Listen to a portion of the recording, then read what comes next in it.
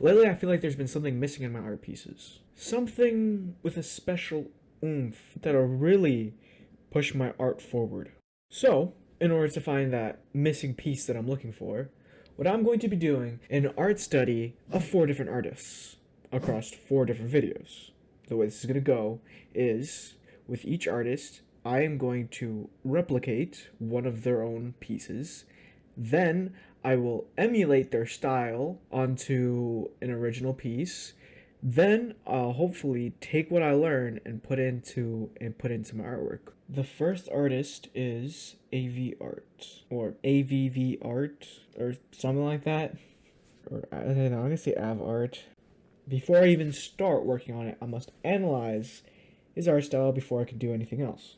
The first thing that is very apparent about his art style is the use of watercolor brushes and a very watercolor texture to the entire piece. Even though it's digital, it still has a very traditional feel at the same time.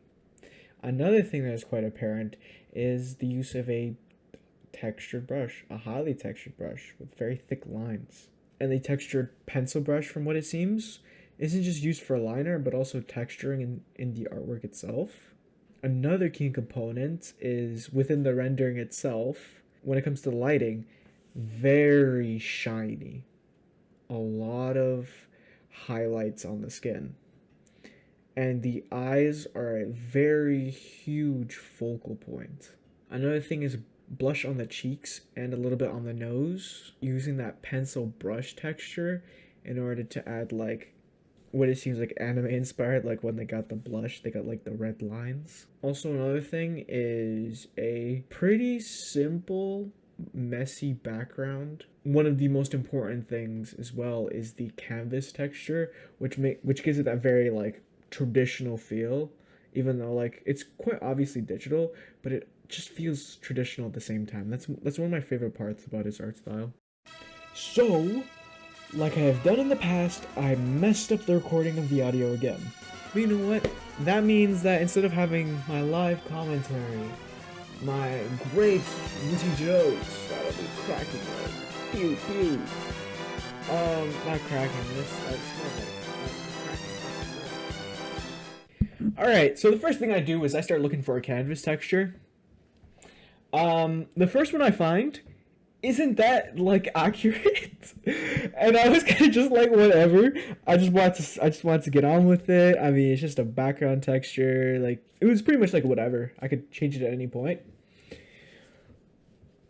Now, the first thing I had to do was put down the guidelines. And in terms of the guidelines, the guidelines and the sketch, I wasn't going 100% for how AVVART does it. I kind of just did my own thing because trying to sketch like him and is just I ain't doing all that. I'm more so worried about the rendering process, doing the liner and actually the rendering of the piece. That's the part I'm interested in. I'm not trying to take the sketch away, you know? During the sketch process, I was having a really hard time capturing the essence of the artwork because a lot of times I have a reference and I'm making it stylized. I'm putting it through my own cogs, I'm putting it through my own filtering, and it's just oh, if it doesn't look exactly the same, well, that's just a stylistic choice, right? But for this one, I was trying to copy one-to-one as much as possible without losing my sanity, of course. I did end up tracing the face to try and help me have a greater understanding of the proportions, just so it can really help me out and really get me thinking of oh yeah, how does AVVART draw like this? Not draw like this, Blake. What does the line work look like? Choose a piece to copy where he had also shown sketching and whatnot. I kind of just chose one that I thought looked interesting, wasn't too complicated, would be pretty fun. So put myself in a bit of a pickle. But after a while, I kind of fixed the problem and just moved on with the rest. After I was on the sketch, it was time to move on to the line art. This kind of confused me in some ways. I don't have the same brushes as him. I'm not gonna drop $15 for a single video that I'm not making any money on. Like, if I was making money on it, okay, drop $15. Oh yeah, fine, whatever. But I ain't making no money, so sorry, Avart. I didn't buy your brush pack. So I just did what I just dealt with what I had. It did make things kind of difficult trying to emulate somebody's style, but not having the same brushes. So I kind of tried to work around it. Put my brush in a like turned the brush's transparency a little bit down, made it a bit thicker, got my most textured pencil brush, and lined the entire piece. Also, one thing I do want to say is the width of the brows that seem to be drawn is like with a very thick pencil brush, like that's where the texture is given. I really like that. It looks very nice. And then obviously afterwards the line work is going to be colored differently. I'm just gonna change the color and also add more detail in the eyebrows and stuff. When I was after doing the liner, it was time to work onto the background. I grabbed a watercolor brush and started doing random strokes all over the place. The watercolor brush that I used didn't really work. So I went over it again. I did it again. Yeah, after throwing those random strokes down that looks pretty bad, I moved on to the actual rendering. On the bottom of his portraits, he kind of leaves it open-ended. And I was kind of just like trying to copy that to a T. I don't know why. I mean, it really wasn't that big of a deal, to be honest. I kind of just obsessed over it for a little bit. And then gave up on it. So I went back to the color blocking stage. Then I started work on the face. And I had come to the conclusion that the watercolor brush that I had chosen just ain't it. I mean, like, it's in some ways it's it, but like in other ways I was just like, damn, this ain't that good. This is kind of trash. And I was wondering if I was just gonna have to blend this out the entire time. I decided to semi-ditch this brush and instead go for more of a like, I think the brush is called like gouache, like oil gouache. No, it can't be oil gouache. You know, I'll pull it up myself. Dry gouache, yeah. I decided to use the dry gouache brush in Clip Studio Paint. I have some things to say about it later. At the end of this video, I'll say more things about it. I don't want to give too much away.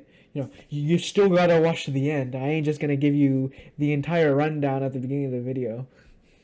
At this point, I'm getting down into some of the more finer rendering around the eyes. So one thing that AVVARTS does differently from me is he adds the color of the pupil first, which is pretty much just black or almost pure, or like pure black, or something like that, right?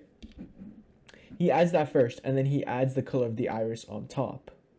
The way I usually do it is I do the color of the iris followed by the color of the pupil on top.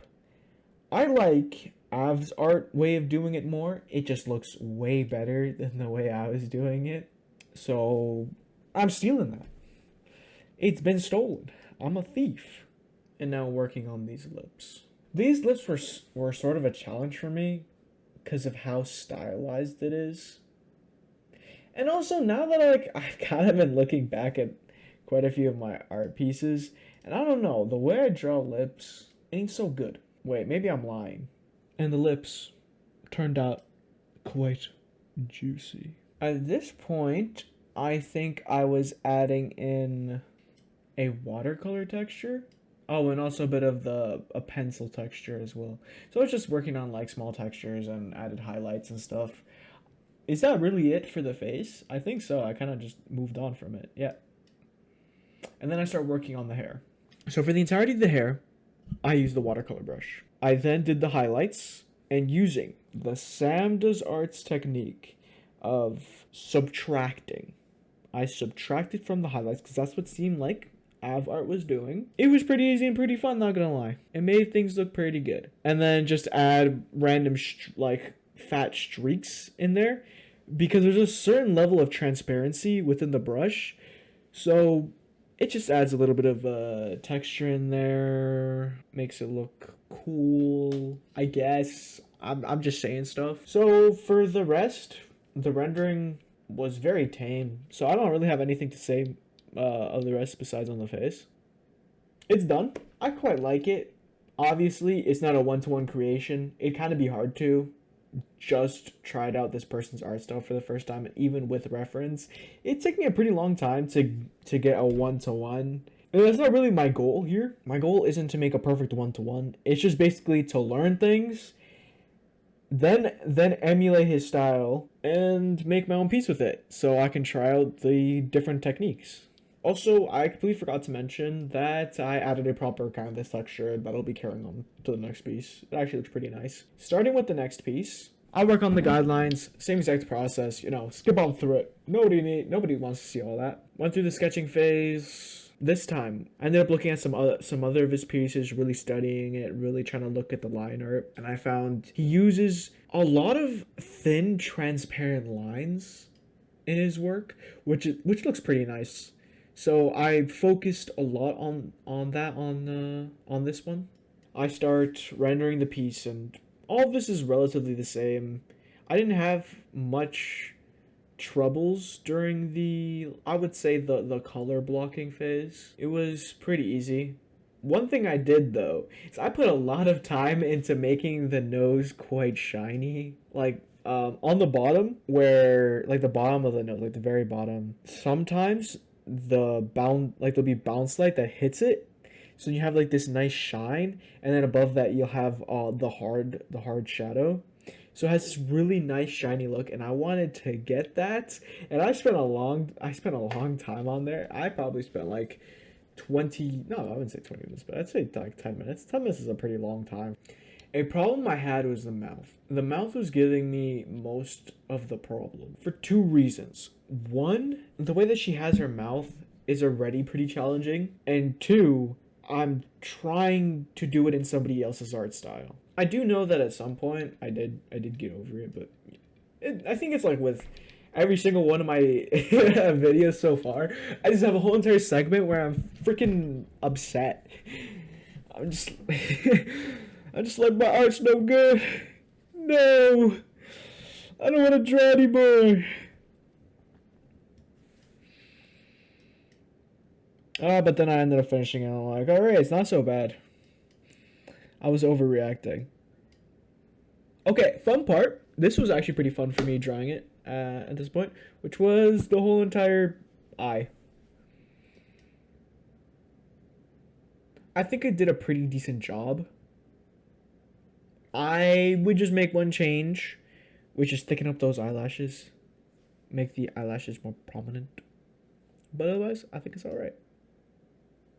At this point, working on the lips. And at one point, I was going a little too realistic. Like, let's take that back. Like, oh, wait, shoot. No. What happened? I ain't gonna lie. It looked nice when I was going full realism. Then I had a realization that the upper lip was a little too thin, thickened it up a little bit, and boom. Now that I was done the face, I could move on to the hair, and just like before, watercolor brush only. I had gotten one of the darkest colors in the hair, and just applied it over to the entire left side because I was breaking it down from left side to right side. It's pretty easy to break down, and just like before, I was doing a very similar tactic, which I was just getting a light color, pasting it on top, and then doing the subtraction part. But I kind of just felt like, you know what? I'll work on the other side too. I'll get the other side to the subtraction part as well. So, obviously for different sides, I did different highlights. I really do like that the way the hair was turning out. Each and every hair strand, well, not each and, but I kind of just blocked up the hair strands pretty easily, just did strips for the hair, and kind of thought about it in the overall shapes instead of doing little tiny strands for everything. Which, if you do that, just letting you know, is going to take forever. And if you're a beginner artist, I would say to work from the big shapes to the small shapes. Okay, now at this point, I'm focusing on refining the refining the hair, making some of the hair strands more noticeable. Still haven't touched the left side for some reason. Now I am touching it. I really like the way that the hair turned out. It's very simple, very effective. And then for the outlining of the hair, I just added a bit of pencil brush texture. Now on to rendering the hands. I'm not that big of a fan of rendering hands. I love drawing hands. Like, I absolutely love it. Like, people, they don't understand me. They're just like, they look at me like I'm crazy when I say I love to draw hands on. But I like to draw hands. But I don't like to render hands. Rendering hands is pretty boring, in my opinion. So I moved away from it and started working on the mouth again. Okay, but then now back to the hands. I don't really have much to say about drawing hands. I kind of did this pretty quickly, pretty low effort. It's kind of just like a whatever thing. In order for me to get the canvas texture to pop through, I duplicated the layer, set the first one to multiply, and then set the second one and made it slightly transparent, so that I can still get the colors to pop through, but also get the canvas texture to pop through at the same time. The best of both worlds. I will now have my climactic final speech. I mean, I don't think I need to say, wow, these pieces look so good, because, I mean, you're looking at them too, like, come on. We both see how good it is. But besides that, there are some things that I'm definitely taking away from this. 100%. For one, the rendering on the eyes. I am stealing that. It will now be mine forever. Most likely. Unless I forget when I do the last one. Or maybe I come along a better way. An even better way to draw eyes from one of the other artists. But you know, you just have to wait and see. Okay, the other thing I plan on taking away from this is partially the way to render the hair. I really like the use of the watercolor brush for rendering the hair. It just has such a nice texture to it. For my purposes personally, my way of rendering the hair is going to be more detailed, because I just like quite a bit of detail in my own art pieces. Another thing that I am 100% taking away from is more detailed sketches. I've kind of been doing detailed sketches recently, but I haven't been painting over them, and I've been kind of keeping my sketches for the paintings simple. I'm just gonna incorporate both of them, and I'm gonna love it.